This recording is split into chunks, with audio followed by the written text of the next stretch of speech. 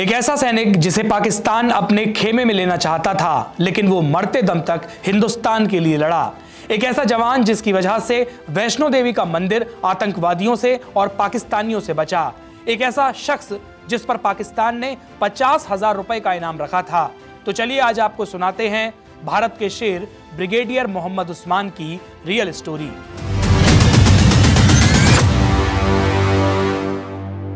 भारत को आजाद हुए अभी 2 महीने का ही वक्त हुआ था। अक्टूबर की गुलाबी सर्दी दस्तक दे रही थी और कश्मीर की वादियों में बर्फ गिर रही थी, लेकिन इस दृश्य के पीछे एक हिंसक तूफान की आहट सुनाई दे रही थी।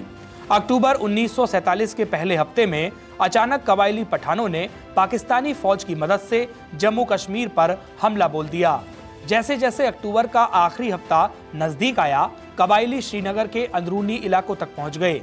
भारत ने अपने कुछ सैनिक भेजे, लेकिन कबायली नहीं रुके। कबायली श्रीनगर से होते हुए जम्मू तक पहुंचने और हरि निवास पैलेस से लेकर माता वैष्णो देवी की गुफा तक कब्जा करने की तमन्ना रखते थे, लेकिन एक मुसलमान वीर उनके मंसूबों को खत्म करता गया, जिसका नाम था ब्रिगेडियर मोहम्मद उस्मान। मोहम्मद उस्मान का जन्म सन 1912 में यूपी तब के यूनाइटेड प्रोविंस के आजमगढ़ के बीबीपुर गांव में हुआ था। उनके पिता काजी मोहम्मद फारूक बनारस के कोतवाल थे। ब्रिटिश सरकार ने मोहम्मद फारूक के काम से खुश होकर उन्हें खान बहादुर की उपाधि दी थी। उस्मान की 3 बड़ी बहनें थीं और 2 छोटे भाई थे। एक भाई गुरफान भी भारतीय सेना में ब्रिगेडियर के पद से रिटायर हुए और दूसरे भाई सुभान पत्रकार थे। Major general retire VK Singh ने अपनी किताब leadership in the Indian army में लिखते हैं, उस्मान बचपन में हकलाते थे। एक बार उनके पिता उन्हें पुलिस के बड़े अधिकारी से मिलवाने गए। उस अंग्रेज अफसर ने उस्मान से कुछ पूछा तो उस्मान ने हकलाते हुए जवाब दिया। इसे संयोग ही कहा जाएगा कि वो अंग्रेज अफसर भी हकलाता था। उसे लगा कि उस्मान उसकी नकल कर रहे हैं। वो अफसर काफी भड़क गया। ऐसा कहा जाता है कि पूत के पांव पालने में ही दिखाई देते हैं। ये कहावत भी उस्मान पर नजर आती है। उनकी उम्र महज 12 साल रही होगी। उस्मान कहीं से आ रहे थे। रास्ते में एक जगह बड़ी भीड़ लगी थी। उस्मान पहुंचे तो पता चला कि एक बच्चा कुएं में गिर गया है। उस्मान ने बिना देरी किए कुएं में छलांग लगा दी और उस बच्चे को सुरक्षित बाहर निकाल लिया। नवंबर 1947 के पहले हफ्ते तक कबायली पाकिस्तानियों की मदद से राजौरी तक पहुंच चुके थे। 24 नवंबर आते आते उन्होंने जंगल पर कब्जा कर लिया। कबायली अब नौशेरा की तरफ बढ़ रहे थे। अगर वो नौशेरा को जीत लेते तो जम्मू दूर नहीं था। उस वक्त ब्रिगेडियर मोहम्मद उस्मान 50 पारा ब्रिगेड की अगुवाई कर रहे थे। कबायली और पाकिस्तानी फौज ने नौशेरा को चारों तरफ से घेरना शुरू कर दिया था। कबायली सैनिकों ने 2 दिनों के अंतराल पर 3 बार नौशेरा पर हमला किया, लेकिन हर बार ब्रिगेडियर उस्मान की फौज ने उन्हें मुंह की खाने पर मजबूर कर दिया। कबायली सैनिकों ने 2 दिनों के अंतराल पर 3 बार नौशेरा पर हमला किया, लेकिन हर बार ब्रिगेडियर उस्मान की फौज ने उन्हें बर्बाद कर दिया। ब्रिगेडियर उस्मान अपने सैनिकों को शांति और साहस देते हुए आदेश देते थे कि हम पीछे नहीं हटेंगे, हर हमला हमें और मजबूत करेगा, हमें एक कदम भी पीछे नहीं हटना है। जनवरी 1948 में पश्चिमी कमान के नए चार्ज के साथ जनरल KM करियप्पा ने नौशेरा का दौरा किया। उन्होंने ब्रिगेडियर उस्मान से मुलाकात की और एक अनोखा तोहफा मांग लिया। जनरल करियप्पा ब्रिगेडियर उस्मान से बात करते हुए कहते हैं, ब्रिगेडियर उस्मान, मैं आपसे एक तोहफा चाहता हूँ। वो तोहफा है कोर्ट। आप कोर्ट पर हमला करें और इसे कबायलियों से मुक्त करें। वे इसका इस्तेमाल ट्रांजिट कैंप के रूप में कर रहे हैं। कोर्ट नौशेरा से 9 किलोमीटर उत्तर पूर्व में स्थित था। ब्रिगेडियर उस्मान ने कोर्ट को कबायलियों से मुक्त करने का फैसला लिया और ऑपरेशन का नाम रखा किपर। भारतीय फौज ने 2 दिशाओं से हमला बोला और एयरफोर्स भी जम्मू एयरबेस से मदद कर रही थी। 1 फरवरी 1948 की सुबह भारतीय सेना ने कोर्ट को फतह कर लिया, लेकिन जैसे ही कबायली सोते हुए गाँव से जागे, उन्होंने दोबारा हमला किया। ब्रिगेडियर उस्मान ने इस अप्रत्याशित हमले के लिए पहले से तैयारी कर रखी थी। उन्होंने 2 कंपनियों को रिजर्व रखा था और फौरन भेज दिया। भारतीय सेना ने 10 बजते बजते कोर्ट को फिर अपने कब्जे में ले लिया।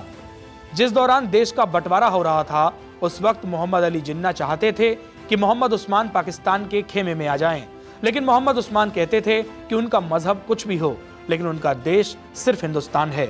कोर्ट पर जीत के ठीक 5 दिन बाद कबायली और पाकिस्तानी फौज फिर से एकजुट हुई और नौशेरा पर हमला करने की योजना बनाने लगे। 6 फरवरी 1948 कबायली सैनिकों का तगड़ा हमला हुआ। भारतीय सेना की ओर से भी तगड़ा प्रतिरोध किया गया। एक रिपोर्ट के मुताबिक नौशेरा की लड़ाई में करीब 11,000 कबायली सैनिकों ने भाग लिया, लेकिन भारतीय सैनिकों ने हर मुश्किल का सामना करते हुए उनका प्लान पूरी तरह खत्म कर दिया। बहुत कम संसाधनों और चुनिंदा सैनिकों के बावजूद ब्रिगेडियर उस्मान के नेतृत्व वाली भारतीय सेना ने नौशेरा पर कब्जा किया और कबायलियों का प्लान नाकाम कर दिया। और उस रात ब्रिगेडियर उस्मान रातों रात समाज के सामने हीरो बनकर सामने आए। उनकी बहादुरी और रणनीति को देखते हुए पाकिस्तानी सेना ने ब्रिगेडियर उस्मान पर 50,000 रुपए का इनाम भी रखा, जो उस समय एक बड़ी कीमत होती थी। ब्रिगेडियर उस्मान का अगला लक्ष्य जंगट था, जिसे पाकिस्तान के कब्जे से मुक्त कराना था। उन्होंने कसम खाई थी कि जब तक जंगड़ को मुक्त नहीं कराएंगे तब तक पलंग पर नहीं सोएंगे। 12 मार्च को विजय ऑपरेशन शुरू हुआ। 18 मार्च 1948 आते आते भारतीय सेना ने जंगड़ को अपने कब्जे में ले लिया। एक रिपोर्ट के मुताबिक इस जीत के बाद ब्रिगेडियर उस्मान का प्रण पूरा हुआ। उनकी ब्रिगेड के सैनिकों ने वादा पूरा करने के लिए बगल के गांव से चारपाई मंगाई और इस पर ब्रिगेडियर उस्मान ने आराम फरमाया। शाम के 5:45 थे जब कबायली आक्रमणकारियों ने ब्रिगेड मुख्यालय पर गोले बरसाने शुरू कर दिए। 4 गोले तंबू से करीब 500 मीटर उत्तर में गिरे। हर कोई आड़ लेने के लिए भागा, लेकिन ब्रिगेडियर मोहम्मद उस्मान ने सब कुछ शांतिपूर्वक और साहस से संभाला। लेकिन तभी एक आदेश आया जिसने सभी का ध्यान खींचा। मेजर भगवान सिंह, तोपों को पश्चिम की तरफ घुमाओ, पॉइंट 3150 पर निशाना लो। सर, दुश्मन का फायर तो दक्षिण से हो रहा है। फिर यह आदेश? जो मैंने कहा वही करो, पश्चिम की तरफ। वहां पर दुश्मन की आर्टिलरी ऑब्जर्वेशन पोस्ट है। मेजर भगवान सिंह ने ब्रिगेडियर उस्मान के आदेश का पालन किया और परिणाम स्वरूप वहां से गोलाबारी रुक गई। ब्रिगेडियर उस्मान की सूझबूझ और नजर से दुश्मन की ताकत खत्म हो चुकी थी। कहा जाता है कि उस रात पाकिस्तानियों ने करीब 800 गोले दागे। एक गोला चट्टान पर गिरा, वहीं जहां ब्रिगेडियर उस्मान ने आड़ ली थी। उस गोले के टुकड़े उस्मान के शरीर में घुस गए और उसी समय उनकी शहादत हो गई। ब्रिगेडियर उस्मान की शहादत ने पूरे हिंदुस्तान को गमगीन कर दिया था। एक ऐसा नायक जिसने अपनी मातृभूमि की रक्षा में अपना सर्वस्व अर्पित किया। उनकी अंतिम यात्रा में भारत के governor general Lord Mountbatten, Pandit Jawaharlal Nehru, Sheikh Abdullah शामिल हुए। दिल्ली के जामिया मिलिया इस्लामिया में उनका अंतिम संस्कार किया गया।